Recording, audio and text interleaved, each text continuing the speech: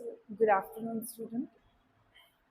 Today we study about breast cancer. कल हमने पढ़ा था यूट्रस कैंसर, जिसे हम एंडोमेट्रियल कैंसर भी कहते हैं. आज हम पढ़ेंगे ब्रेस्ट कैंसर के बारे में. तो आइए ब्रेस्ट कैंसर समझते हैं कि क्या होता है. तो breast cancer is an uncontrolled growth of breast cell. ठीक है, ब्रेस्ट कैंसर क्या है? एक अनकंट्रोल्ड ग्रोथ है, ठीक है, ब्रेस्ट सेल की. और ये रेफर्स होता है मैलिग्नेंट ट्यूमर. अब जब मैंने ऑन्कोलॉजी की स्टडी करवाई थी तो ऑन्कोलॉजी के फर्स्ट उसमें हमने देखा था कि दो तरह के कैंसर या दो तरह के ट्यूमर होते हैं. The first one is बिनाइंग and the second one is malignant. जो बिनाइंग होता है वो स्प्रेड नहीं होता इधर से उधर, और जो मैलिग्नेंट होता है वो स्प्रेड होता है other part of the organ, उनमें भी. ठीक है, तो ये मैलिग्नेंट ट्यूमर है जो कि डेवलप होता है ब्रेस्ट सेल से. और कैंसर ब्रेस्ट के किसी भी जगह में, किसी भी एरिया में हो सकता है. ठीक है, तो यहाँ पर जैसे कि अपर आउटर क्वाड्रेंट में हो गया, ठीक है, ब्रेस्ट के, या फिर लोकेटेड टिश्यू, मतलब जैसे कि लोब्यूल्स में हो गया, एलोरा पार्ट में हो गया, मिल्क प्रोडक्टिंग ग्लैंड्स में हो गया, तो इन जगहों पे होने के चांसेस होते हैं. ठीक है, तो आइए हम इसकी डेफिनेशन समझते हैं. Let's come to the definition. Breast cancer is an uncontrolled growth of breast cell. The term breast cancer is refers to the malignant tumor that has developed from cell in the breast. Breast cancer occur anywhere in the breast, but most are found in the upper outer quadrant. ज्यादातर कहाँ देखने को मिलता है? अपर outer quadrant में. Where the most breast tissue is located, usually breast cancer either benign in the cell, cancer either beings in the cell to the lobules, या तो वो सेल में रह जाएंगे या तो लॉब्यूल तक पहुंच जाएंगे. which are the milk producing gland or the duct that passage that drain milk from the lobules to the nipple तक. वो उनका काम क्या होता है? मिल्क का सिक्रेशन करना या मिल्क को ले जा लेना. ठीक है, तो यहाँ पर क्या है? लॉब्यूल्स क्या है? मिल्क प्रोड्यूसिंग ग्लैंड है, जहाँ पे मिल्क का प्रोडक्शन होता है, राइट. तो वहां पर भी कैंसर होने के चांसेस होते हैं. ठीक है, तो क्या है डेफिनेशन? ब्रेस्ट कैंसर एक अनकंट्रोल ग्रोथ है ब्रेस्ट सेल की, जिसको कैसे टर्म किया गया है? ब्रेस्ट कैंसर किस तरीके से टर्म है? मैलिग्नेंट ट्यूमर के वजह से. ठीक है, फिर ये कहाँ डेवलप होता है? इसकी सेल कहाँ डेवलप होती है? ब्रेस्ट में. ब्रेस्ट कैंसर ब्रेस्ट के किसी भी जगह में हो सकता है. ठीक है, और ज्यादातर ये कहाँ मिलता है? अपर आउटर क्वाड्रेंट में, जहाँ पे ब्रेस्ट टिश्यू लोकेटेड होते हैं. और ये ब्रेस्ट कैंसर या तो आउटर अपर क्वाड्रेंट में रहेगा या तो ब्रेस्ट सेल की लॉब्यूल्स में, जो लॉब्यूल्स की जो सेल है वहां पे प्रेजेंट होगा. लॉब्यूल्स क्या होते हैं? जो कि मिल्क प्रोडक्शन ग्लैंड, मतलब मिल्क का प्रोडक्शन होता है वहां पे. ठीक है, वो और फिर वहां से वो डक्ट के थ्रू मिल्क को कहाँ ड्रेन करते हैं? लॉब्यूल से निप्पल में. ठीक है, तो ये था ब्रेस्ट कैंसर की डेफिनेशन कि कहाँ होता है, कैसे होता है, किस जगह पे होता है. ठीक है, अब हम लॉब्यूल्स में आपको एक्सप्लेन करती हूँ कि लॉब्यूल्स कहाँ प्रेजेंट होते हैं. तो मैं आपको डायग्रामेटिक रिप्रेजेंटेशन देती हूँ.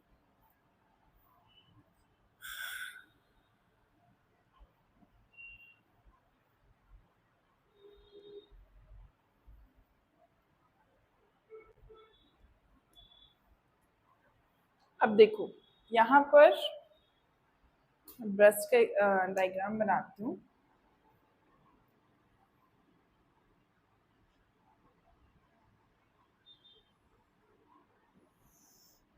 ठीक है,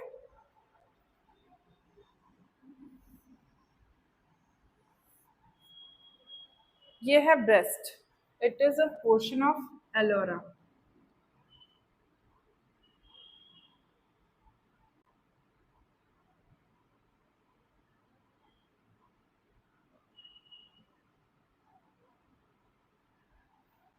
Okay, it is nipple.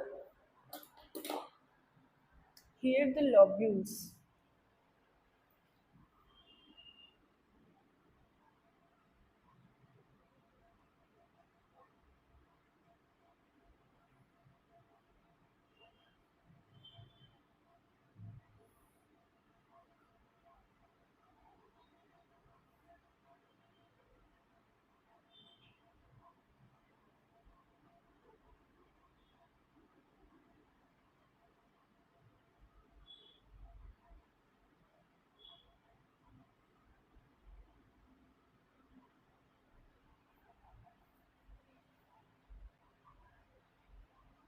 तो यहाँ पर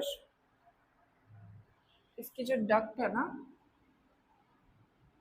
ये जो डक्ट है, ठीक है, यहाँ पर जैसे ये लॉब्यूल्स की जो यहाँ पर इसमें क्या करते हैं,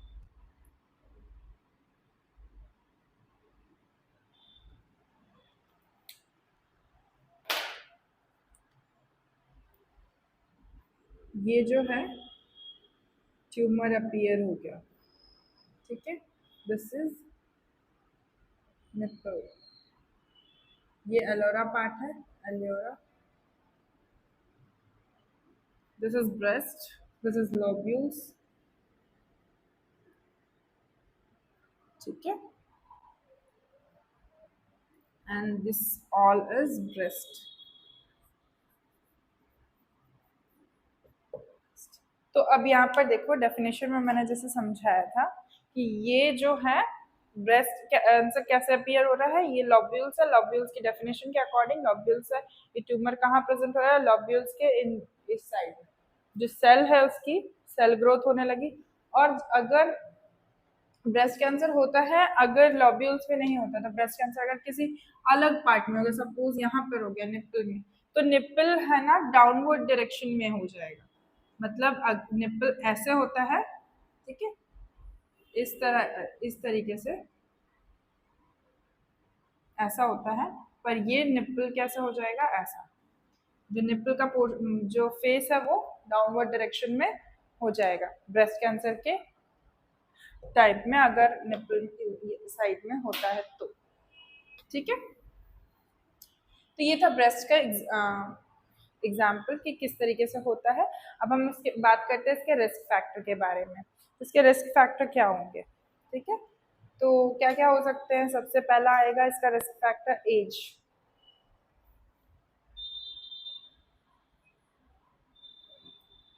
ठीक है, most case of the breast cancer is occur in the age, सबसे पहले, उसके बाद जेंडर, जेंडर में मस्त ये ज्यादातर किसको होता है, फीमेल्स को, ठीक है, personal history of breast cancer,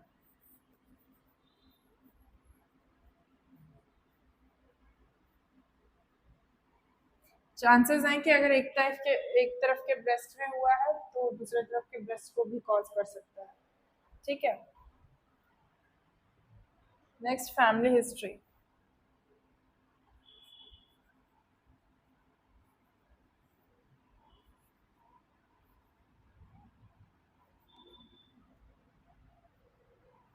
certain breast changes,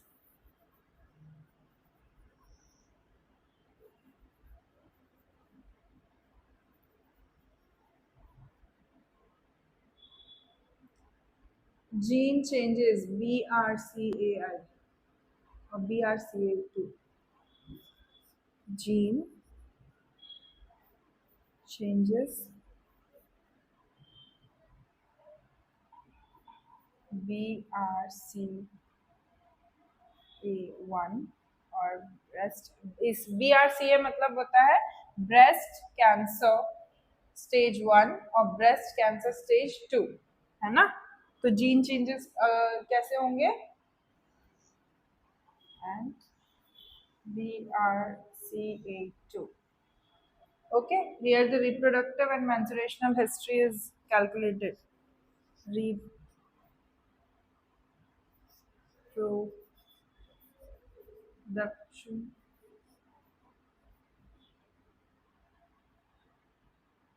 and menstruational history.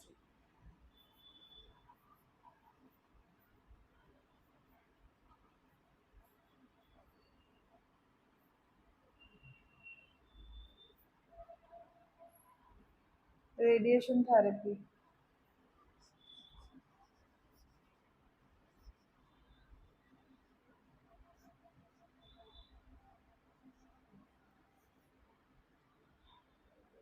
Atypical hyperplasia.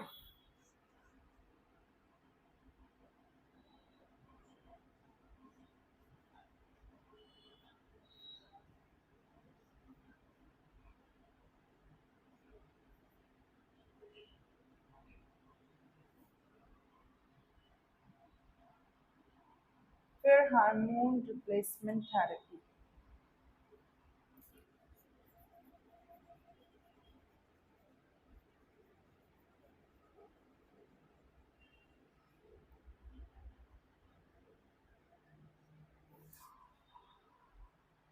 Oral contraceptive used.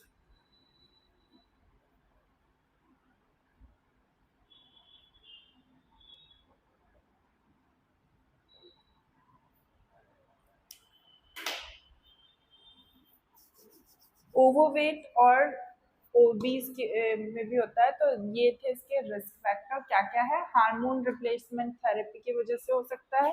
As का रोल प्ले बहुत ज्यादा है, क्योंकि आफ्टर द एज ऑफ या over age of 60 breast cancer होने के चांसेस होते हैं ज्यादा, क्योंकि जो मेनोपॉज हो जाता है और फिर मेनोपॉज होने के कारण जो डिजीज कंडीशन है, डिजीज कंडीशन ज्यादा, मतलब females is use to more prone to the diseases.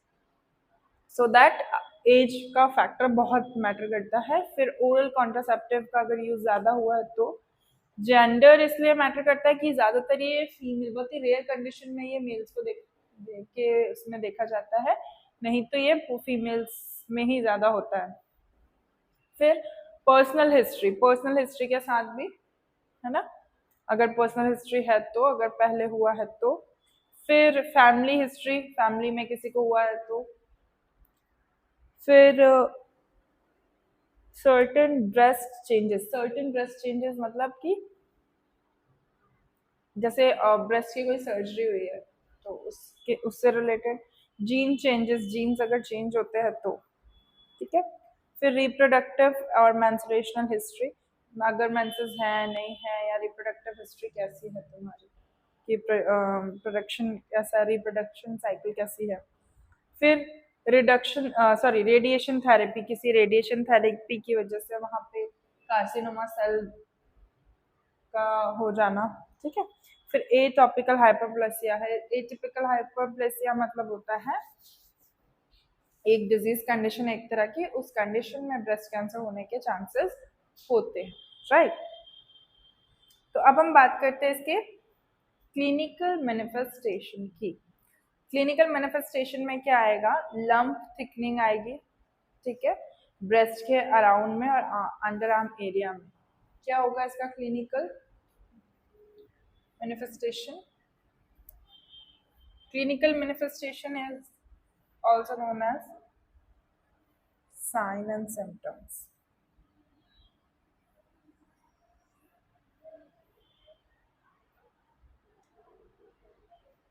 A lump thickening,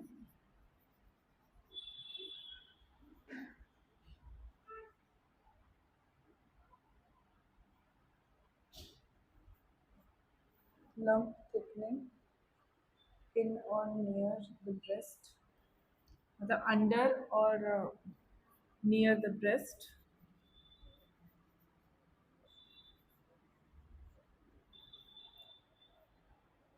और in the underarm area.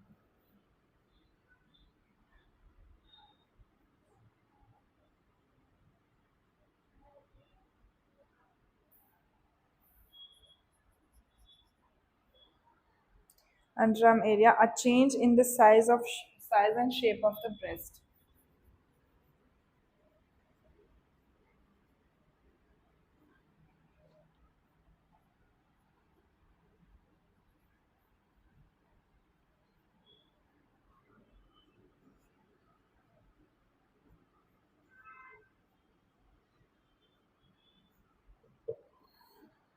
breast.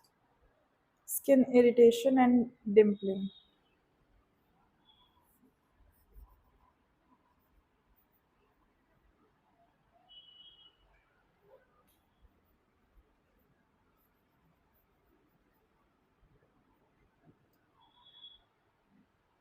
Or dimpling.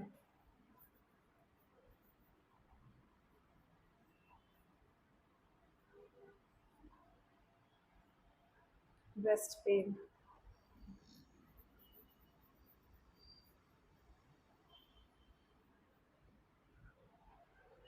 Nipple pain or tenderness.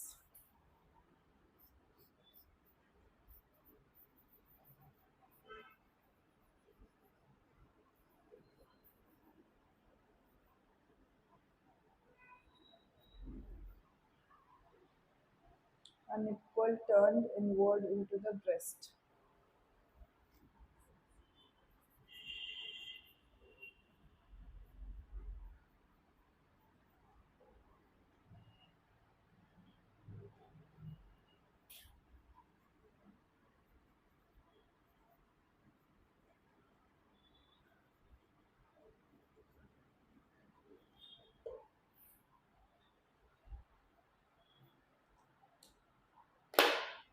So here, the sign and symptoms of breast cancer.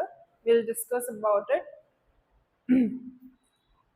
सबसे पहले क्या होगा, lump thickening होगी, ठीक है, lump thickening होगी breast के अराउंड, मतलब ब्रेस्ट के, जैसे मैंने बताया था कि ब्रेस्ट जो है उसके नियर जो एरिया है वहां पर, या फिर निप्पल में, या अंडर आर्म्स एरिया तक जो कवर गया है वो वहां तक, या फिर निप्पल जो है वो टर्न इनवर्ड हो जाएगा, अंदर की तरफ हो जाएगा, ठीक है, ब्रेस्ट के, है ना, या फिर क्या होगा, चेंजेस हो जाएंगे उसके साइज एंड शेप में, right. After that skin irritation और डिम्पलिंग होगी, ठीक है। उसके बाद ब्रेस्ट पेन होगा, निप्पल पेन और टेंडरनेस आएगी, निप्पल्स में पेन होगा और टेंडरनेस आएगी। ये सारे सिम्टम्स होंगे किसके, ब्रेस्ट कैंसर के। Next we have come to the management. मैंने आज आपको पैथोफिजियोलॉजी नहीं बताई है इसकी, क्योंकि इसकी pathophysiology same as it is बाकी पैथोफिजियोलॉजी की जैसे ही बनेगी। आपको बस इसमें आपकी इटियोलॉजी लेनी है, इटियोलॉजी से रिलेटेड फिर आपको साइन एंड सिम्टम्स पकड़ते हुए किस तरीके से स्टेप बाय स्टेप होता है, और if you have any doubt message करे ग्रुप में कि क्या डाउट है, तो मैं आपको उसका आंसर करूँगी, ठीक है। Next we have come to the management portion. तो हम मैनेजमेंट में ज़्यादातर थेरेपीज देंगे और कुछ इंसिजन वगैरह करेंगे। तो सबसे पहला है जो लोकल थेरेपी में आता है मैनेजमेंट के, वो देखते हैं हम।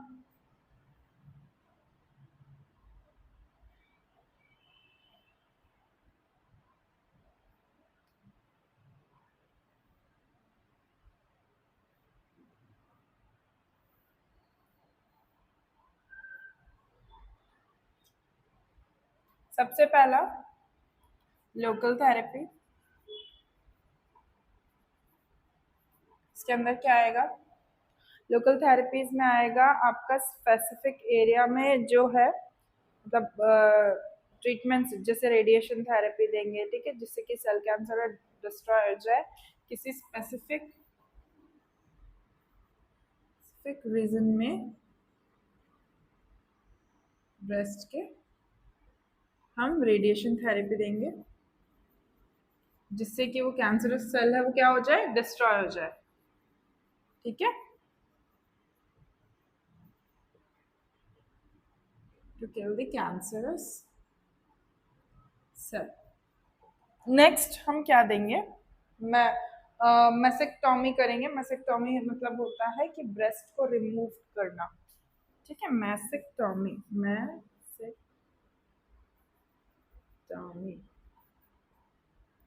to removal the breast,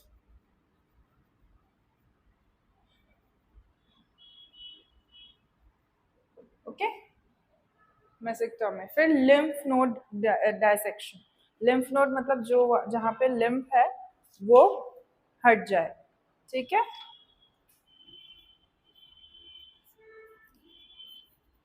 lymph node dissection. Okay. After that, breast sparing surgery. Breast sparing surgery. Third, fourth, breast sparing surgery. ठीक है. फिर प्रोफाइलेक्टिक ओवरी रिमूवल. प्रोफाइलेक्टिक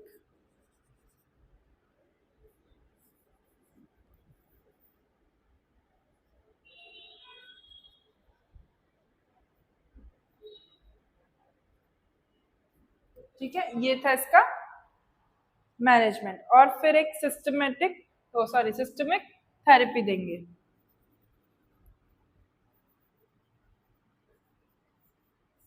ठीक है. तो यहाँ पर क्या क्या हो रहा है, हम क्या क्या दे रहे हैं, लोकल थेरेपी जिससे स्पेसिफिक रीजन में देना पड़ता है ब्रेस्ट के, जिस रीजन में प्रॉब्लम है वहां पर. फिर हम देते हैं रेडिएशन थेरेपी. रेडिएशन थेरेपी क्यों देते हैं, to kill the cancerous cell. मतलब ये लोकल थेरेपी का ही पार्ट है. ठीक है. उसके बाद प्रोफाइलेटिक ओवरी रिमूवल, ओवरीज को रिमूव कर दो. और फिर मेसेक्टोमी जिसमें हम ब्रेस्ट को रिमूव कर देते हैं. ठीक है. लिम्फ नोड डायसेक्शन होता है, लिम्फ नोड को रिमूव करना. ब्रेस्ट स्पेयरिंग सर्जरी और सिस्टमिक सर्जरी भी हम परफॉर्म करते हैं. ठीक है. फिर हम बात करते हैं इसके नर्सिंग मैनेजमेंट के बारे में. नर्सिंग इंटरवेंशन क्या होगा, नर्सिंग आउटकम क्या होगा. ठीक है. तो नर्सिंग मैनेजमेंट में प्री पोस्ट दोनों का ही रोल रहेगा. प्री में और पोस्ट में नर्सिंग मैनेजमेंट में क्या क्या करेंगे. तो प्री ऑपरेटिव सर्जरी में माइनर एडेसिव रेडिएशन थेरेपी देंगे जिसमें fatigue, sore throat, dry cough हो सकता है, तो उससे रिलेटेड हम सिम्टोमेटिक ट्रीटमेंट दे सकते हैं. ठीक है. Next is involve the patient to planning. मतलब प्लानिंग एंड ट्रीटमेंट में पेशेंट को भी इन्वॉल्व करने की किस तरीके से उसको हम हील कर सकते हैं. ठीक है. फिर ये था, मतलब इस तरीके से मॉनिटर करना है कि कीमोथेरेपी हुई है कि नहीं, बोन मैरो हुआ है कि नहीं. ठीक है. बिफोर द सर्जरी, हमको सर्जरी के पहले ये सब चीजें देखनी है. आईवी फ्लूइड्स हैं कि नहीं, हाइपर एलिमिनेशन में इंडिकेट करा है कि नहीं. ठीक है. इस तरीके की चीजें देखनी है. पेशेंट को हेल्प करना, आइडेंटिफाई करने में और सपोर्ट करना है. ठीक है. नेक्स्ट हम पोस्ट सर्जरी में क्या करेंगे. आफ्टर दी सर्जरी क्या रहता है, रिस्क ऑफ इन्फेक्शन ज़्यादा होता है तो रिलेटेड टू सर्जरी, तो उस चीज़ का ध्यान रखना है. कहीं पे लिम्फ एडिमा तो नहीं हुआ है. Acute pain related to surgery हो सकती है, इस पे भी बना सकते हैं आप. ठीक है. Disturb body image related to breast cancer, इस पे भी कर सकते हैं, है ना. फिर फियर रिलेटेड टू डिजीज, है ना. उनको कई बार डर रहता है कि अच्छा ये हो गया, वैसा होगा वैसा होगा, तो उनकी चीज़ों को क्लियर आउट करना है. तो ये था आज ब्रेस्ट कैंसर में हमने क्या क्या पढ़ लिया. हमने ब्रेस्ट कैंसर पढ़ा, ब्रेस्ट कैंसर में क्या होता है, कहाँ होता है, ये सारी चीज़ें देखी, रिस्क फैक्टर देखे, क्लिनिकल मैनिफेस्टेशन देखा, मैनेजमेंट देखा, है ना. मैनेजमेंट में हमने सर्जिकल मैनेजमेंट और नर्सिंग मैनेजमेंट में प्री और पोस्ट देखा. That's all for today. Tomorrow we'll continue about the prostate cancer.